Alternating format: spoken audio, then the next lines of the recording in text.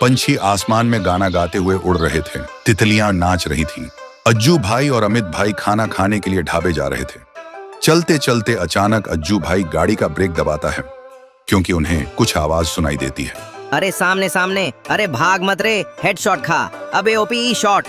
वो दोनों गाड़ी से उतरते हैं और देखते हैं राइस्टार पेड़ के पास बैठकर अजीब हरकतें कर रहा है। दोनों उसके पास जाते हैं। तभी राइस्टार बोलता है, अबे नू बड़े, जल्दी से मेडिकेट दे। ये सुनते ही अज्जू भाई और अमित भाई हक्का बक्का रह जाते हैं। अमित भाई अज्जू भाई से बोलता है, अरे मामू, ये बिना फोन के कैसे गेम खेल रहा है? अज्जू भाई बोलता है, शायद इसका दिमाग का फ्यूज उड़ गया है गेम खेलते खेलते।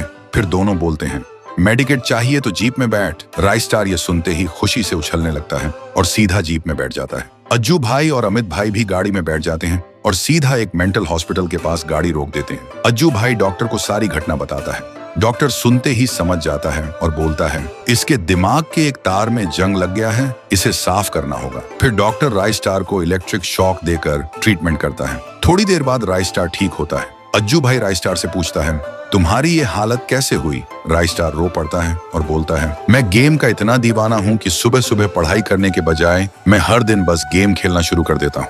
एक दिन मैं बड़े मजे से गेम खेल रहा था, तभी मेरी मॉम आई और बोली, तुझे टाइम का भी ख्याल है? स्कूल कौन जाएगा जब देखूं बस गेम ही गेम। मैं बोला, ठीक है मॉम, शांत हो जाओ, मैं तैयार होता हूँ। फिर मैं नहाने लगता हूँ। नहाने के बाद स्कूल का ड्रेस पहन के तैयार होता हूँ और नाश्ता करने बैठ जाता हूँ।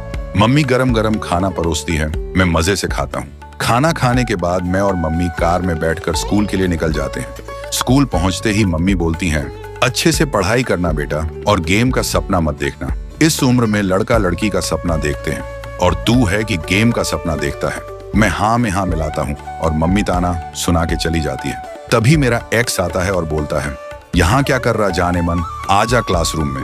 मैं उससे बोलता हूँ, तू जा चुड़ैल, मुझे पढ़ाई नहीं करनी। फिर वो गुस्सा होकर क्लास में चली जाती है और मैं चुपचाप स्कूल से भाग जाता हूँ। उधर मेरी बेचारी मॉम मुझे स्कूल छोड़ने के बाद खेत में काम करने लगती है। आंखों में आंसू लेकर बोलती है, एक दिन मेरा राइस्टार पढ़ लिख कर बड़ा आदमी बनेगा, तब मुझे ये सब नहीं करना पड़ेगा।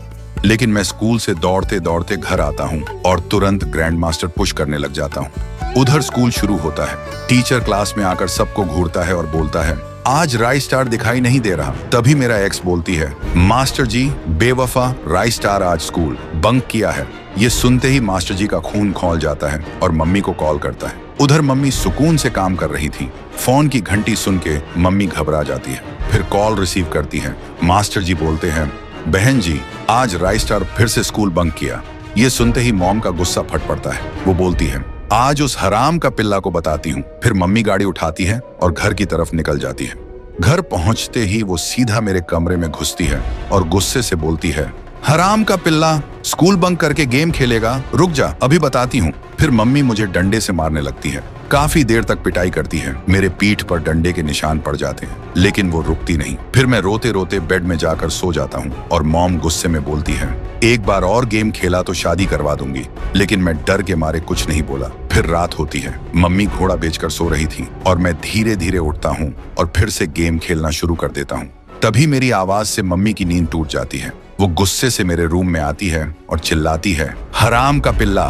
तभी मेरा गुस्सा फट पड़ता है। मैं लाल हो जाता हूँ और रूम के कोने से डंडा उठाता हूँ। फिर मम्मी के सिर पर वार करता हूँ। मम्मी धड़ाम से नीचे गिर जाती है और मैं बेशर्म की तरह हंसता रहता हूँ और मैं फिर से गेम खेलने लगता हूँ। गेम खेलते खेलते कब रात से सुबह हो गई मुझे पता ही नहीं चला। सुबह मुझे जोर से भूख लगती है। मैं नीचे जाता हूँ और बोलता हूँ, मम्मी भूख लगी है। लेकिन देखता हूँ मम्मी वहां नहीं है। मुझे कुछ समझ नहीं आता।